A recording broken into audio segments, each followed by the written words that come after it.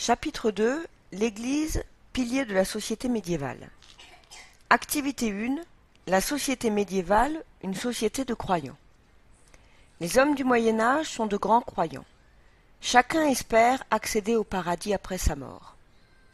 Ils adaptent ainsi leur vie à cette quête. Pour montrer leur foi, les fidèles partent en pèlerinage. Le plus connu au Moyen Âge est celui de Saint-Jacques de Compostelle en Espagne.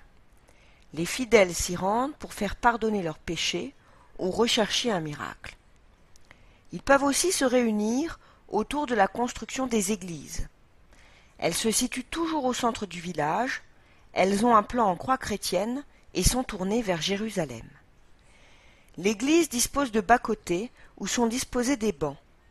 À gauche les femmes, à droite les hommes. Ceux-ci sont tournés vers le chœur, lieu de la cérémonie religieuse. Au Moyen Âge, il existe deux styles d'églises. Les églises romanes, construites du Xe au XIIe siècle, et les églises gothiques, construites, elles, du XIIe au XVe siècle. Activité 2. L'Église, acteur essentiel de la société. Tout d'abord, l'Église fixe les règles de la société. Dans le temps, le calendrier chrétien est la règle, l'année est rythmée par des fêtes religieuses. Ensuite, dans l'espace, les villes et villages sont construits autour de l'église. La paroisse est le cadre administratif de base. Enfin, dans les pratiques, ce sont les religieux qui définissent la morale, c'est-à-dire ce qui est bien et ce qui est mal. Par exemple, Bernard de Clairvaux fonde l'abbaye de Clairvaux au XIIe siècle. Il décide que les moines y vivront très simplement. Il défend aussi la création des chevaliers du Christ. Ce sont des moines en armes qui luttent contre les hérétiques ou partent en croisade.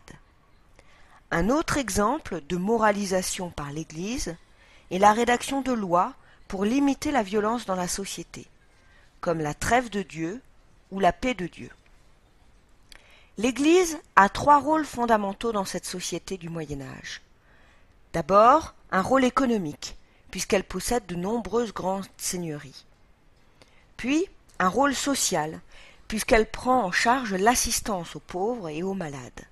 Enfin, un rôle intellectuel, puisqu'elle se charge de l'enseignement. Elle construit les premières universités en ville. Les professeurs sont des clercs, c'est-à-dire des hommes d'église.